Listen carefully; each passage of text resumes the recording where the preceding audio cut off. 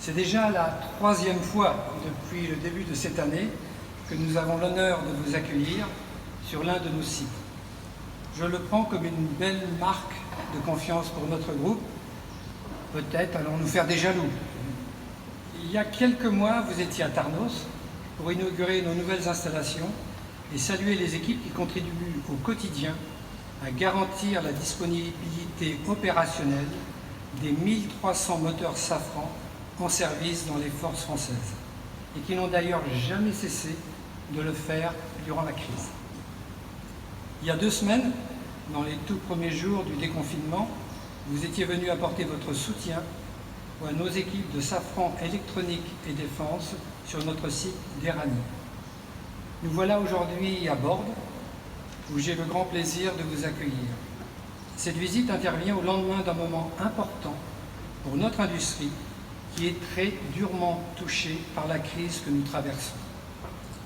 Il y a 48 heures, vous annonciez avec Bruno Le Maire un plan de soutien ambitieux pour l'industrie aéronautique. Vous aviez tenu à être à ses côtés parce que, comme vous le rappeliez, il y a dans notre industrie souvent duale une équipe France et non pas une équipe civile et de l'autre une équipe militaire. C'est le cas ici à Bordes, où nos équipes assemblent les moteurs qui font voler nos forces armées, qui ont fait voler notre sécurité civile, notre SAMU, qui ont permis les évacuations de malades au cœur de la crise et que nous venons de vivre. À Bordes, où nos bureaux d'études conçoivent les équipements de demain qui rendront nos armées encore plus mobiles et plus efficaces. Cette visite, Madame la Ministre, c'est donc l'occasion de vous remercier sincèrement pour la contribution que vous avez décidé d'apporter à ce plan de soutien.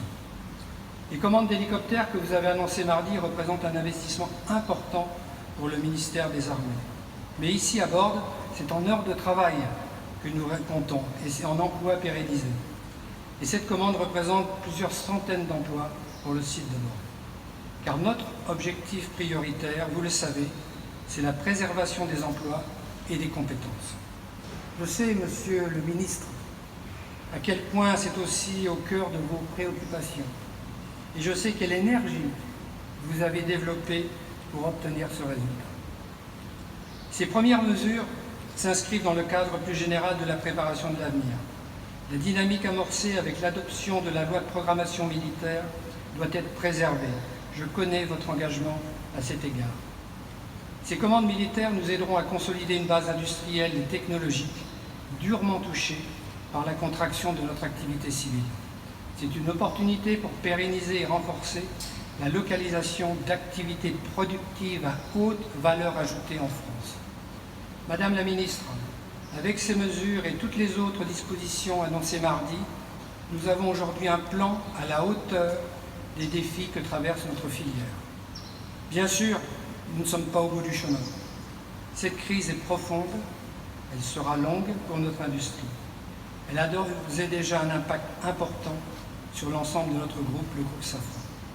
Et votre présence parmi nous, avec de bonnes nouvelles pour les salariés de Bordes, doit nous permettre de traverser les prochains mois avec davantage de sérénité et de confiance. Merci Madame la Ministre.